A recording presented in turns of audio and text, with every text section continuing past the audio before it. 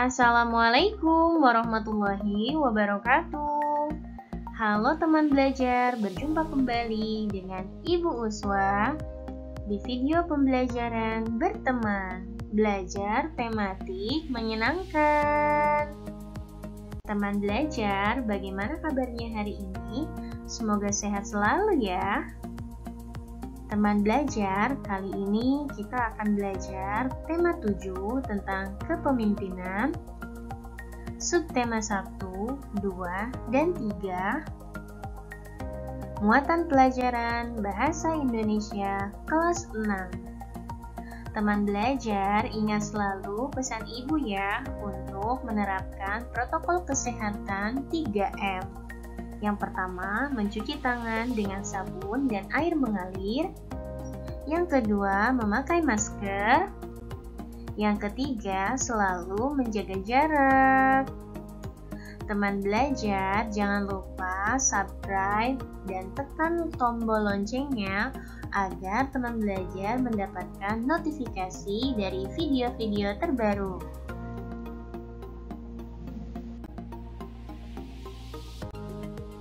Teman belajar, sebelum kita memulai pembelajaran, alangkah baiknya kita berdoa terlebih dahulu agar ilmu yang kita pelajari hari ini bermanfaat. Yuk kita berdoa sama-sama. Bismillahirrahmanirrahim. Raditu billahi rabba wa bil islami dina wa bi Muhammadin nabiyya wa rasula. Rabbi zidni ilman warzuqni fahman.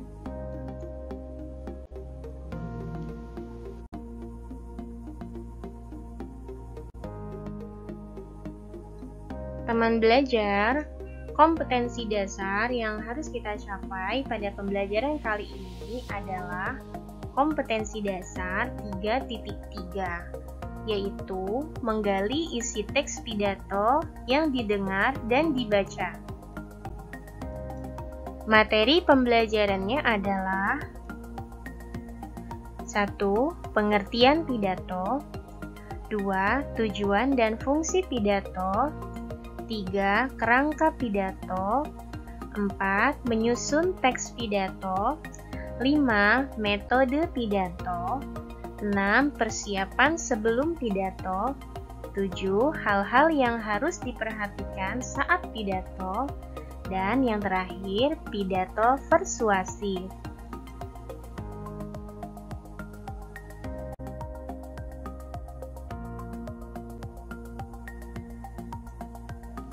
Yang pertama, pengertian pidato. Pidato adalah suatu ucapan dengan susunan yang baik untuk disampaikan kepada orang banyak. Pidato juga merupakan seni berbicara di hadapan umum.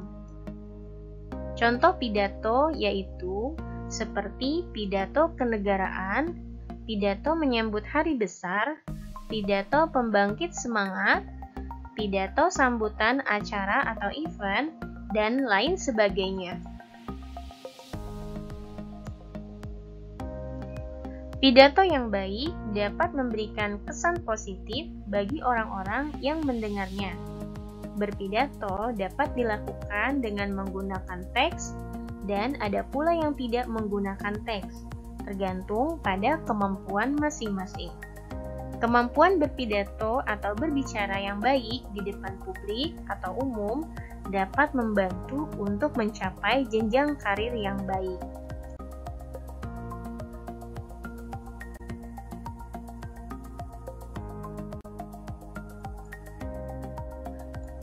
Pidato bersifat dua arah.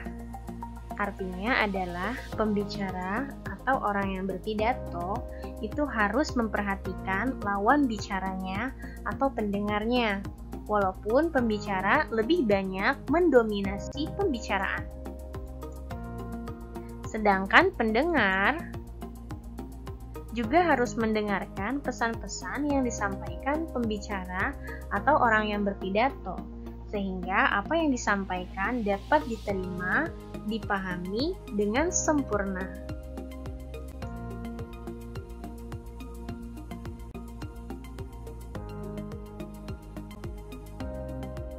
Kedua, tujuan dan fungsi pidato.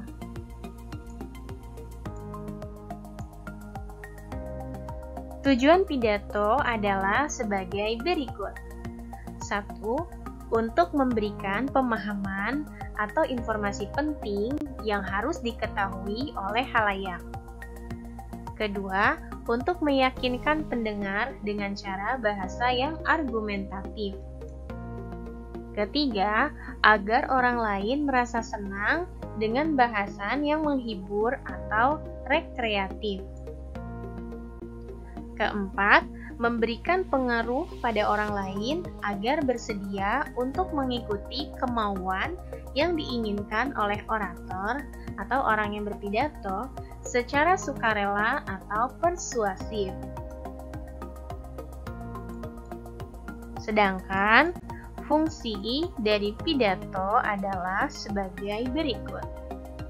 Fungsi dari pidato adalah untuk memberikan informasi, nasihat, motivasi, peringatan, dan pengetahuan.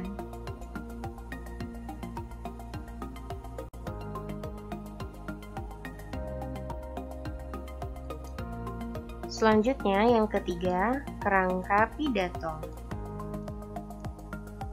Kerangka pidato adalah catatan tentang pokok-pokok isi pidato yang disusun sesuai dengan urutan yang dikehendaki. Kerangka pidato terdiri dari 5 bagian. Yang pertama, salam pembuka. Yang kedua, pendahuluan. Yang ketiga, inti. Yang keempat, penutup. Dan yang kelima, salam penutup. Yang pertama, salam pembuka. Pada bagian ini berisi kalimat sapaan. Contohnya, selamat pagi, selamat siang, selamat malam, dan lain-lain. Teman belajar juga bisa menggunakan kalimat sapaan dengan kalimat Assalamualaikum warahmatullahi wabarakatuh. Kemudian pada bagian pendahuluan berisi paparan topik permasalahan yang akan dibahas. Selanjutnya pada bagian inti berisi pembahasan topik secara lengkap. Di dalamnya terdapat kalimat ajakan atau kalimat rujukan yang digunakan untuk mengajak pendengar melakukan kegiatan yang diharapkan. Kemudian pada bagian penutup berisi rangkuman isi pidato. Selain itu juga berisi permintaan maaf jika ada kesalahan dalam berucap. Selanjutnya pada bagian salam penutup berisi kalimat salam penutup seperti terima kasih. Teman belajar juga bisa menggunakan kalimat wassalamualaikum warahmatullahi wabarakatuh.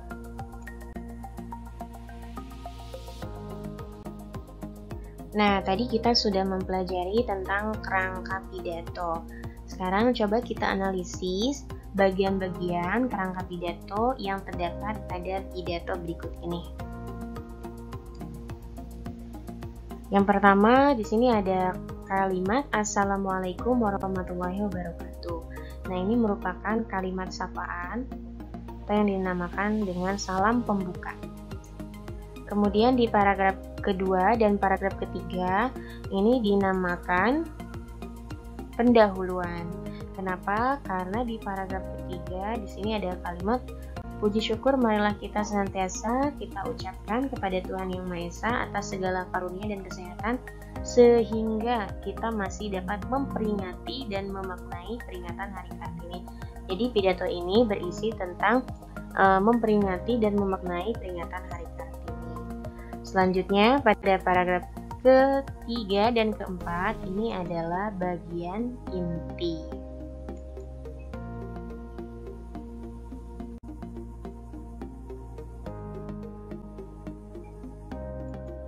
Selanjutnya pada paragraf kelima ini juga termasuk ke dalam bagian inti. Dan pada paragraf terakhir ini termasuk ke dalam bagian penutup. Kenapa? Karena di sini ada kalimat sekian pidato dari saya, mohon maaf jika ada kekurangan dan kesalahan. Jadi ada kalimat permohonan maaf. Kemudian yang terakhir kalimat wassalamualaikum warahmatullahi wabarakatuh ini termasuk ke dalam bagian salam penutup. Nah, sekarang coba kita identifikasi info-info berikut ini ya. Yang pertama, pembicara pidato. Siapa pembicaranya? Pembicaranya adalah siswa. Kenapa? Karena di awal di situ ada yang saya hormati teman-teman dan hadirin semua. Jadi yang berbicara itu adalah siswa. Kemudian siapa pendengar pidatonya? Karena yang berbicaranya siswa dan kemungkinan ini tempatnya di kelas, maka yang mendengarkan adalah guru dan siswa yang hadir saat itu. Kemudian tempat pidatonya di kelas, suasana saat disampaikan pidatonya itu suasananya formal. Kemudian poin-poin penting isi pidatonya adalah pada pidato tersebut, poin-poin penting yang disampaikan, yang pertama yaitu tentang keberhasilan Ibu Kartini mendirikan sebuah sekolah wanita. Kemudian yang kedua, makna dari peringatan Hari Kartini. Yang ketiga, harapan agar muncul Kartini generasi baru.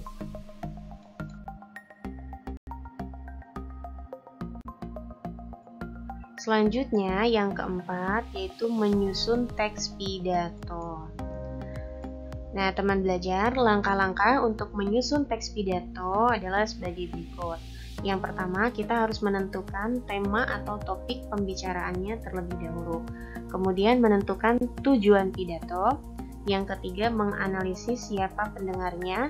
Yang keempat, membuat kerangka pidato. Yang tadi ada 5 bagian ya. Yang kelima, mengumpulkan bahan-bahan referensi dari berbagai sumber yang dibutuhkan sesuai dengan tema atau topik. Yang keenam, memahami materi. Yang ketujuh, mengembangkan kerangka pidato menjadi naskah atau teks pidato dengan menggunakan kalimat yang menarik, mengajak, dan mudah dipahami. Belajar, tadi kita sudah mempelajari tentang kerangka pidato dan bagaimana cara menyusun teks pidato. Selanjutnya, coba kita berlatih ya. Buatlah konsep pidato dengan menuliskannya dalam bentuk skema seperti berikut. Contohnya, misalkan kalian menjadi ketua kelas, kemudian guru kalian menyuruh kalian untuk menyampaikan pidato di depan teman-teman. Nah, sebelum kalian berpidato, kalian harus membuat konsep atau rancangan pidato terlebih dahulu dengan skema sebagai berikut. Ada tema, judul, poin-poin penting isi pidato. Temanya misalkan kepemimpinan, kemudian judulnya pidato ketua kelas. Dan yang terakhir, poin-poin penting apa yang ingin kamu sampaikan pada saat kamu berpidato.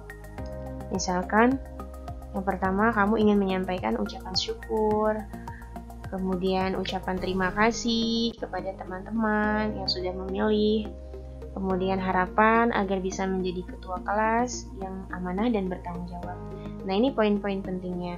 Nanti kalian tinggal mengembangkan menjadi sebuah paragraf dan naskah pidato.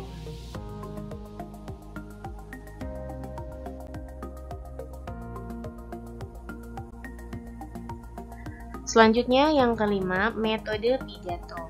Metode pidato adalah cara menyampaikan pidato. Terdapat 4 metode pidato. Yang pertama, metode naskah atau manuskrip, yaitu cara menyampaikan pidato dengan menggunakan naskah yang telah dibuat sebelumnya. Yang kedua, metode catatan kecil atau extemporan, yaitu cara menyampaikan pidato dengan menggunakan catatan kecil yang di dalamnya tertulis topik-topik pokok atau poin-poin penting yang dijabarkan dalam kerangka. Yang ketiga, metode menghafal atau memoriter, yaitu cara pidato yang disampaikan dengan menghafal atau tanpa naskah. Selanjutnya, metode serta-merta atau impromptu, yaitu menyampaikan pidato tanpa persiapan.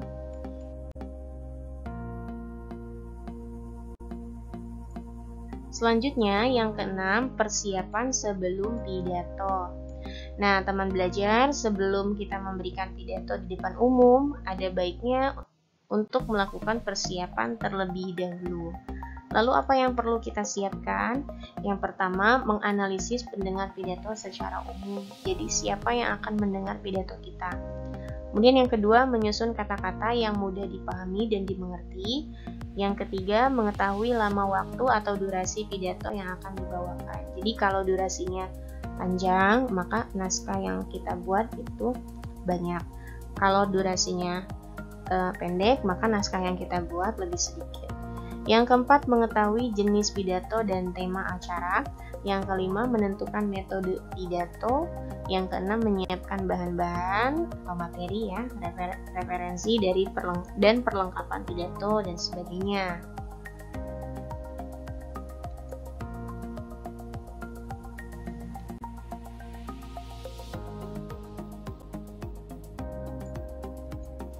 Nah, setelah semua persiapan sudah selesai, sebaiknya melakukan latihan terlebih dahulu. Manfaatnya untuk apa? Yang pertama, untuk melatih keberanian kita berbicara di depan umum. Yang kedua, agar kita lebih percaya diri dalam berpidato. Apa yang perlu dilatih? Yaitu bagaimana cara mengucapkan kata demi kata dengan jelas, berlatih memberikan penekanan pada kalimat yang tepat, kemudian berlatih bagaimana sikap yang sesuai dengan situasi, kemudian berlatih memberikan ekspresi yang tepat, kapan kita harus sedih, kapan kita harus bahagia, kapan kita harus tertawa, kemudian berlatih menguasai naskah, dan berlatih menggunakan metode yang tepat. Kalau kalian menggunakan metode naskah, maka kalian harus berlatih bagaimana berpidato, tetapi tanpa berpaku pada naskah.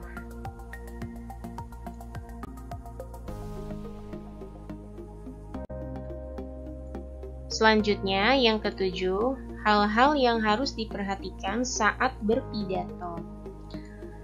Ketika kita berpidato, maka hal-hal yang harus kita perhatikan adalah yang pertama lafal, yang kedua intonasi, yang ketiga ekspresi, yang keempat penguasaan naskah. Apa itu lafal? Lafal adalah cara pengucapan bunyi bahasa. Contohnya misalkan di dalam naskah pidato ada kata lelah. Kemudian kalian salah mengucapkan menjadi lelah. Nah, itu jangan sampai ya, karena salah pengucapan itu akan berakibat salah makna.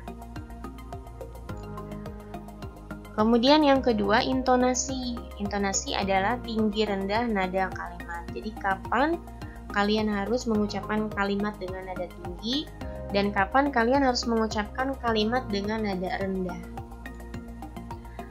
Selanjutnya, ekspresi. Apa itu ekspresi? Ekspresi adalah ungkapan gagasan dengan gerak anggota badan atau wajah. Jadi kalian harus memperhatikan ekspresi, kapan kalian sedih, kapan kalian haru, kapan kalian senang, kapan kalian harus serius. Nah, itu harus diperhatikan.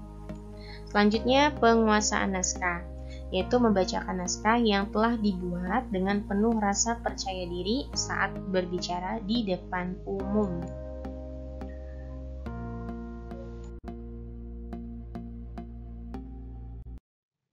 Selanjutnya, yang kedelapan, pidato persuasif. Pidato persuasif merupakan pidato yang mengajak pendengarnya melakukan sesuatu.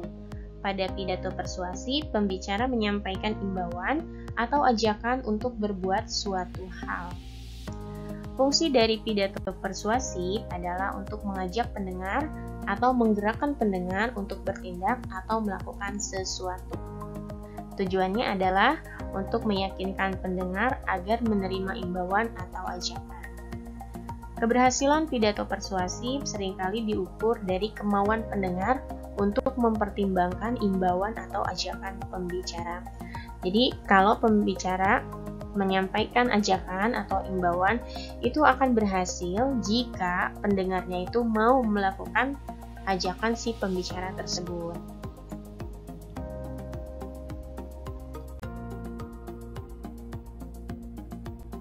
Nah, selanjutnya di sini disajikan pidato yang berjudul Sejahtera Bersama Koperasi. Teman belajar bisa membacanya di buku tematik tema 7 kelas 6 halaman 107 sampai 109.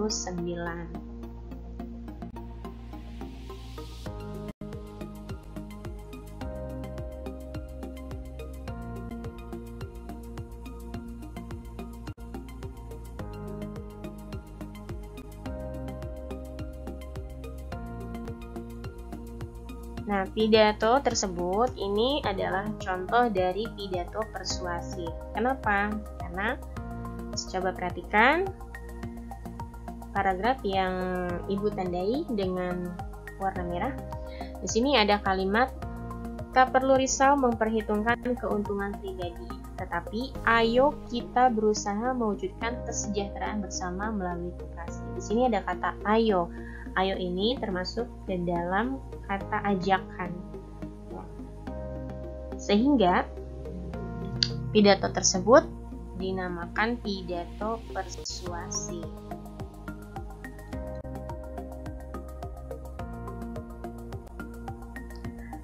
Nah, teman belajar, pembelajaran kita kali ini alhamdulillah sudah selesai. Sebelum kita mengakhiri pembelajaran, alangkah baiknya kita berdoa terlebih dahulu ya, agar ilmu yang kita pelajari tadi bermanfaat. Sekarang kita berdoa sama-sama ya. Bismillahirrahmanirrahim. Allahumma arinal haqqa haqqa warzuqna ittiba'ah wa arinal batila batila warzuqna ijtinabah birahmatika ya arhamar rahimin.